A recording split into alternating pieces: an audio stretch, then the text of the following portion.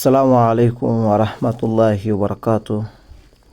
الحمد لله حمدا كثيرا طيبا باركا فيه، وأشهد أن لا إله إلا الله وحده لا شريك له، وأشهد أن محمدا عبده ورسوله. Amma baad. Baada ya kumshukuru Mungu lakini kumtakia rehma na amani Mtume mtukufu sallallahu alayhi wasallam. Mada mezani siku ya leo ni hukumu ya binadamu juu ya binadamu. Hukumu ya mwanadamu juu ya mwanadamu. Ni darasa muhimu sana la kiroho. Ambalo naamini unapaswa kulisikia na kulifanyia kazi kuanzia sasa. Ndugu zangu, kama tunavyojua, hukumu ipo kwenye mkono wa Mungu. Mungu mwenyewe ndiye mwenye haki ya kutuhukumu viumbe. Lakini Mungu akatuwekea addi hukumu au adhabu ndogo ndogo za kuhukumiana sisi, ili kuweza kuweka adabu. Tutakapokuwa tunahukumiana kwa adli na hukumu ndogo ndogo, zitatusaidia sisi kuweza kuwekeana nidhamu kwenye mali zetu, lakini hata kuingiana maungoni.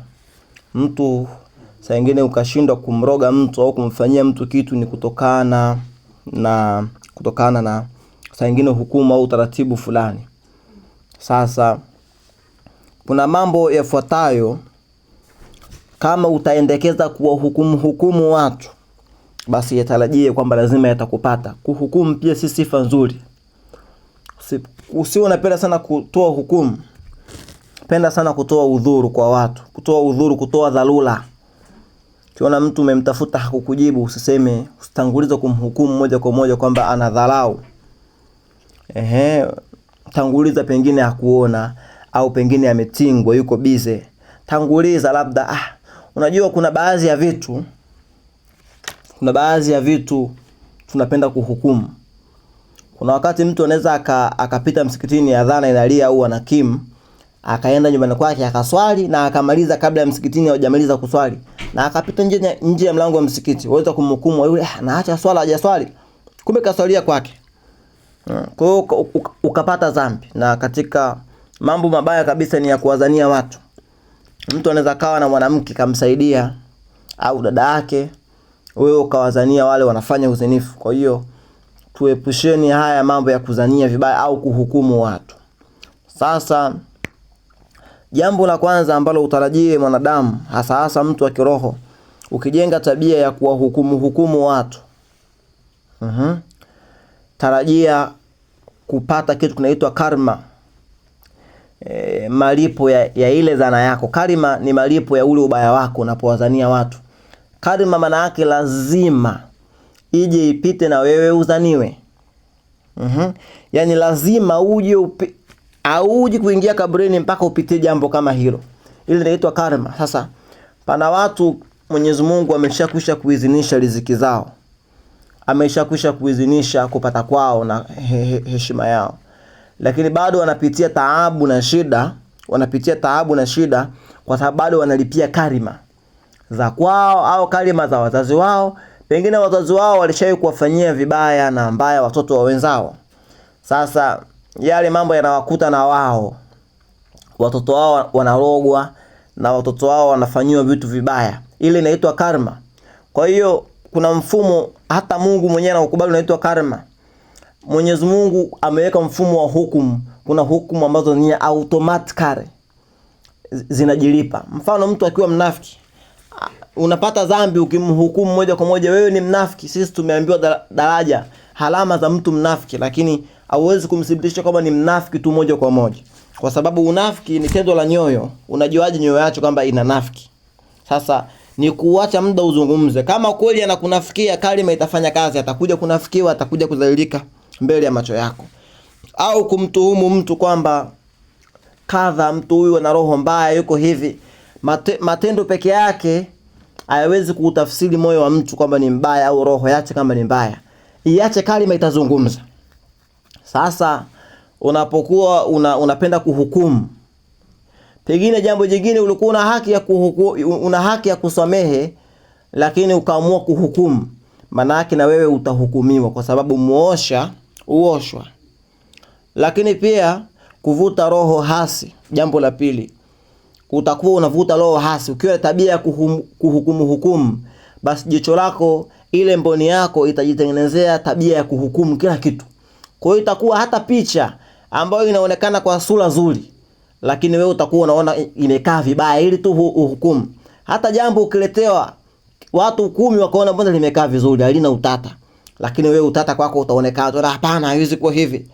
Jua kwamba roho hasi umeivuta na imekwisha kukutawala roho hasi. Jambo la kuzungumzika wewe ukaona haliwezi kuisha hapa, twende polisi. Tayari una tabia ya kuhukumu, roho hasi imeshakwisha kukuvaa. Lakini tabia nyingine, uko na tabia ya kuhukumu viumbe, wanadamu wenzako, ni kudumaa kwa ukuaji wa kiroho. Kwa sababu kila tukio linalotukuta, tunaloliona, tunalolisikia, lengo na makusudio wewe upate mazingatio kwenye lile tukio, upate ukuaji kwenye lile tukio. Lakini kama kila tukio unaona ni fursa ya wewe kuhukumu, fursa ya wewe kuongea, fursa ya wewe kupigana, fursa ya wewe kuwapiga watu fine, hauwezi kujifunza, kwa sababu utaona ile tabia ya kuhukumu kwako itakuwa kama ajira. Utakuwa saa nyingine unawategeshea watu mitego, wateleze ili uweze kuwahukumu. Kwa hiyo ukuaji wa kiroho utadumaa. Ukuaji wako wa kiroho utadumaa kwa 100%. Utakuwa hamna sehemu unaenda, umeganda pale pale. Zinakuwa ndevu, unakuwa mwili, kinakuwa kiwiliwili, zinakuwa nywele, lakini wewe kiroho huko pale pale. Hamna sehemu unafika. Hii ni tabia ya kupenda kuhukumu kiumbe kwa kiumbe. Usipende kuhukumiana. Lakini athari nyingine ni kutafutia watu kutafutia watu njia ya kukuingia. Yaani unawatafutia watu sababu ya kukuingia. Inawezekana mtu akawa anakutafuta siku nyingi, lakini ana sababu ya kukuingia, yani hajapata sababu, lakini wewe tabia ya kuanza kumhukumu na kumpekua kwenye mambo yake ili uweze kumhukumu kwa sababu ndio tabia yako, utampa sababu na yeye ya kuanza kukuingilia kwenye mambo yako na kukuhukumu, kwa sababu muosha uoshwa. Wewe ushamuingilia, wewe ushaanza kumhukumu, ushachangia story yake. Kitandae na yeye atachangia story yako, ataingilia mambo yako, atapekua na kuchunguza mambo yako pasi na kujificha, kwa sababu iko wazi kwamba hata wewe pia umeweza kumfuatilia. Lakini asali nyingine ni kuepukwa na watu. Ukishakuwa na tabia ya kuhukumu au una sifa ya ulezi. Kwa nini watu walikuwa wanamfuata mtume au mitume zetu wanawaambia hata mambo ya ajabu? Mtu anamfuata mtume anamwambia mtume, mimi siwezi kuwa na mwanamke mmoja, nipe tu kibali niwe tunazini, nipe kibali niwe tu nafanya tu malaya. Anamwambia mtume hivyo, si kwamba ajui kama yule ni mtume wa Mungu, anajua, isipokuwa mtume ni watu wa watu wote. Anajua mtume hawezi kunifukuza, hawezi kunitukana, lakini maana yake ukiwa una tabia ya kuhukumu, mtu anaweza kana ana jambo lake nataka kuja kumshauri, lakini anasema nikienda kumwambia yule atanihukumu. Sasa kwa nini na wewe ulifanya? Kwa nini sasa ilikuwa hivyo? Wewe una akili nzuri, kwa nini ulimkubalia? Unakuwa na sifa ya kuhukumu. Kwa hiyo watu wengi watakuepuka, hususan ni wanyonge. Na fadhila za Mwenyezi Mungu zipo kwa mtu pale ambapo atakuwa anakaribiwa na wanyonge. Wanyonge kuwa wanakaa na wewe, wanashinda na wewe, hata fadhila za Mungu zinakuwa pamoja na wewe. Lakini mtu anaweza kawa anataka kuacha pombe, akaogopa kuja kuongea na wewe kwa sababu utamhukumu. Wewe kwani uanze kuvuta pombe? Umeona mwana kulitafuta mwana kulipata. Hiyo haipendezi. Lakini tuangalie sababu kubwa ambayo inasababisha watu wapende kuhukumu. Ni kwa sababu watu wanapenda kukimbia majukumu.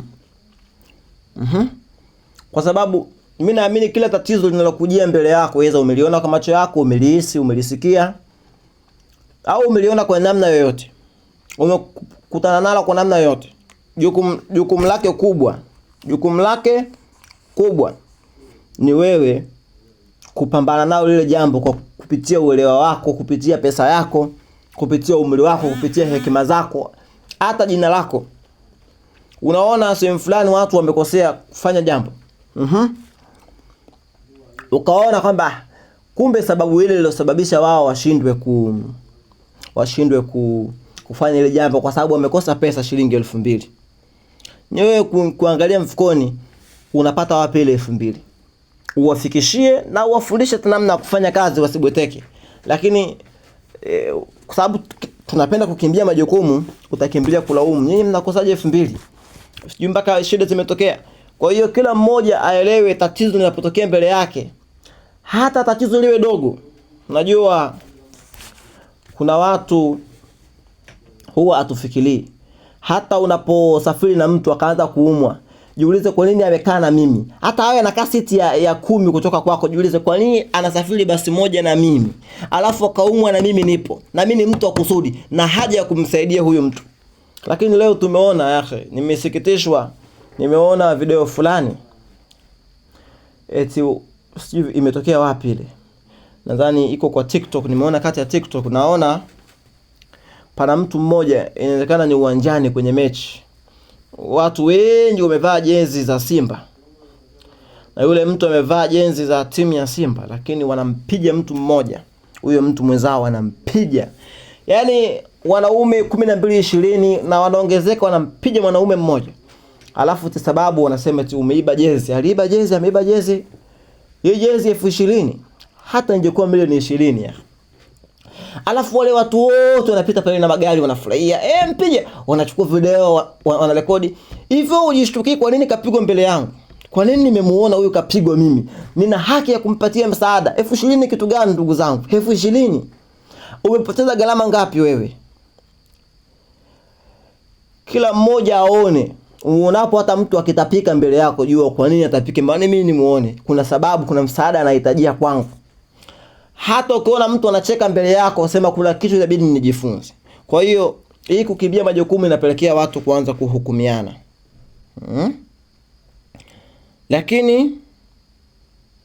Lakini mambo yafuatayo haturuhusiwi sisi kuhukumiana, kwa sababu uhusiano wa mtu kama uhusiano wa mtu na Mungu, hatuwezi kuhukumu. Wewe uweze kujua mimi na uhusiano gani na Mungu. Kitu gani wanamfanyia Mungu au nini Mungu kanifanyia mimi. Uweze ukahukumu. Kumwambia mtu wewe Mungu akupendi, hataki hata kukuona. Mungu hawezi hata kukusamehe. Haya ni makosa katika jamii. Wewe unajuaje? Hata uone mtu dhahiri shahiri ukaona ni muovu kabisa, bado uruhusiwi kusema tu huyu Mungu ampendi. Hata umuone ni mchafu wa wazi, uruhusiwi kusema Mungu hawezi kumpokea huyu mtu. Yaani unajuaje mahusiano ya yule mtu na yeye na Mungu, unayajuaje? Kuna watu wanatoa sadaka za siri.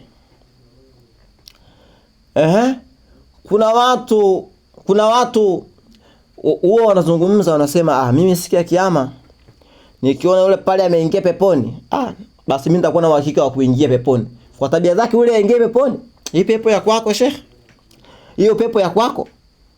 Fadhlullah yutima yasha. Fadhila za Mungu anampa mtakaye. Mungu anaweza akamuingiza mtu peponi aliyemuasi toka kazaliwa ni mzambi. Yeye kwa rehema zake Mungu afaidiki chochote akikutia motoni. Wala apate hasara yoyote akikutia wewe peponi. Peponi ni kwake. Na motoni ni kwake kwa Mungu kote. Yeye ndo mmiliki wa moto, mmiliki wa pepo. Na mpaka si anatumiliki yeye. Hivi Mungu akisema wewe ana mema yako yote uliotenda na kuingiza motoni, utafanyaje? Utakataa? Wewe mwenyewe ni miliki ya Mungu. Kwa hiyo tuache kuhukumiana viumbe kwenye masala ya uhusiano wa mtu na Mungu. Mungu hawezi kukupokea. Jamaa anapendwa sana na Mungu. Wewe unajuaje anapendwa? Mungu anamkubali sana. Wewe unajuaje? Sisi tunyamazie.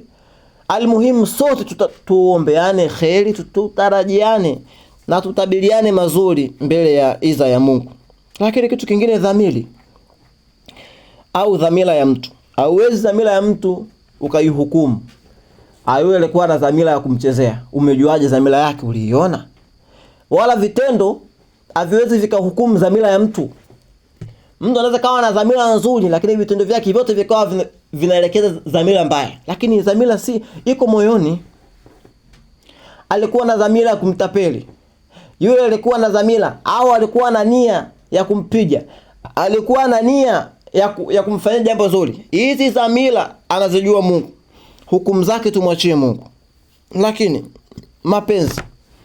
mapenzi mahali pake ni moyoni.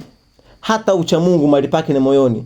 Utaki kumwambia mtu ule ni mcha Mungu kwa sababu anavaa kilemba kikubwa au kanzu, au kasema mcha Mungu gani anavaa suti, anavaa suruali, anavaa jeans, anavaa buti. Hayo ni mambo ya Mungu, Sheikh. Wewe unajua mtu anamcha Mungu saa ngapi? Ama mapenzi mahali pake moyoni. Naweza kusema mdomoni na kupenda na nikakupa zawadi na magalama ya bei na mazawadi ya pesa mbaya, na wallahi billahi nikawa hata sikupendi, moyoni mwangu haupo kabisa. Na naweza kale nimetulia tu, sikwambia I love you, sikwambia I miss you, sikutafuti, lakini ukao umenijaa katika moyo. Mapenzi yako kifuani. Kumhukumu mtu juu ya mapenzi ni dhambi. Hatutakiwi sisi kama binadamu, watu wa kirohani na watu wengine wastaarabu, kuhukumiana juu ya matendo haya ya kinyoyo. Tutakuwa tumefanya makosa sana. Na yote katika hizi hukumu ambazo mwanadamu anamhukumu mwanadamu zake, ukiziendekeza zitakujalia mikosi mitupu. Utakuwa maisha yako wewe ni mikosi kwa sababu umevaa vazi si lako. Maisha yako yatakuwa na laana si mpaka upewe na mzazi.